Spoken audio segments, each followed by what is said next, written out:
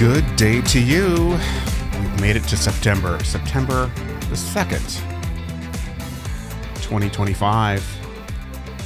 And here in the States, we're post Labor Day, which means no more white shoes. And for some, the beginning of school, although not everybody. For me, it means coming down with a bit of a cold. And boy, I can feel it. Although it's mild, it is pronounced at the same time. So if I sound a little bit different, that's probably what it is, a little bit nasally. And looking forward to it passing, and I have a feeling it'll be gone pretty quickly. I haven't had a cold in quite a long time. So 3 cheers for a good immune system. So we're in September. What's going on? How are you doing? I'm looking here. We are at day 245 of the year. We've got officially, it feels like it's the end of the summer, but technically we've got 3 more weeks. We've got 20 more days until the official start of autumn. Although it's weird, 32 years after finishing, was I finished? Yeah. Finishing high school? Yes. 32 years after finishing high school. I suppose there was college, which tracked with the same schedule, but something about elementary, middle school, and high school, that fall season where school starts. I still, to this day, I get a feeling, with the weather and just knowing that fall is here, and it just, it's very nostalgic for me. I remember when I've lived in Japan twice now, and for a total of 11 years, and they start everything in the spring, which makes more sense from a seasonal standpoint. It kind of tracks with nature a little bit more. But it still always felt weird to me that school and everything would be starting in the spring, right? Right before summer, you need the summer hurrah to kick it off. So going to be a nice day today. It looks like here in the New York City area, pretty sunny and fairly warm, not hot, but it'll be in the upper 70s. I think 77 is a high, but it's already starting to feel like fall. But let's take a look at another city. And today, and I don't know why, this is a place I've never been. I know many people who have, but Fiji, and in particular, I looked at the city of, it's Nadi, but I guess it's pronounced Nandi. There's a kind of an N sound that comes before the D in the Fijian language. So Nandi, which is the 3rd largest city. We'll get into those facts later. Well, actually, no, let's cover them now. So Nandi, 3rd largest city in Fiji after Suva and Lautoka. It's located on the western side of the main island of Viti Levu and has a population of 59,707. This is all according to Wikipedia. That was as of the most recent census in 2017, so that may have changed. Multiracial with many inhabitants. Asians, inhabitants who are Asian, Indian, or indigenous Fijians, along with a large transient population of foreign tourists, of course.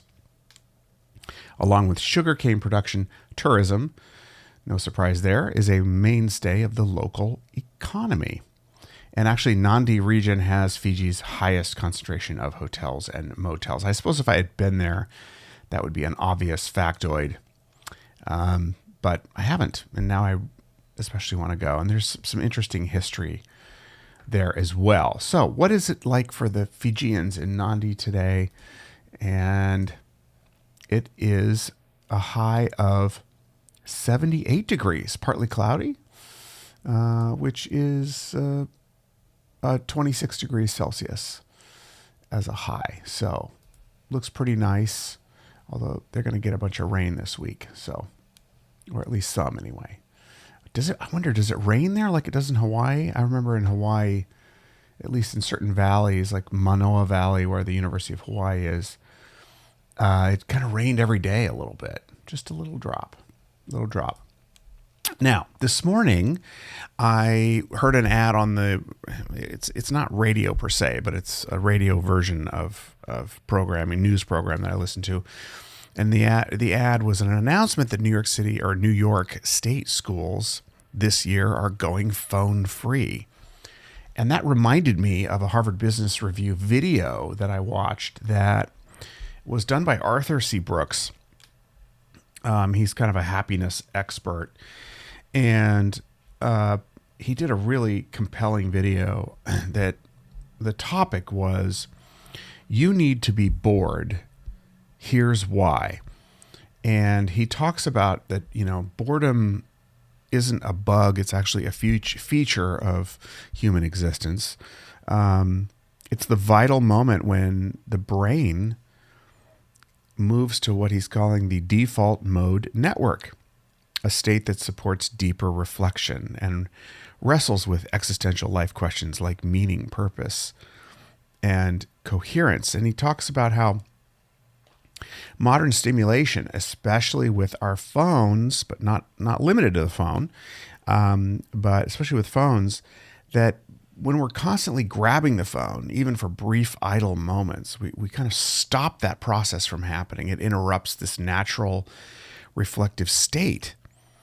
And he calls it a doom loop of meaning, which he connects to rising anxiety and depression across society, and not to mention lack of creativity. I mean, this is why the schools are banning them all across the United States. Finally, I don't know why it took so long, but we can think about children in school and what's best for them in terms of learning. But as adults, we'd be smart to follow the same advice, I think. Easier said than done, but I think it's necessary. So apparently, this is the research that was sort of interesting.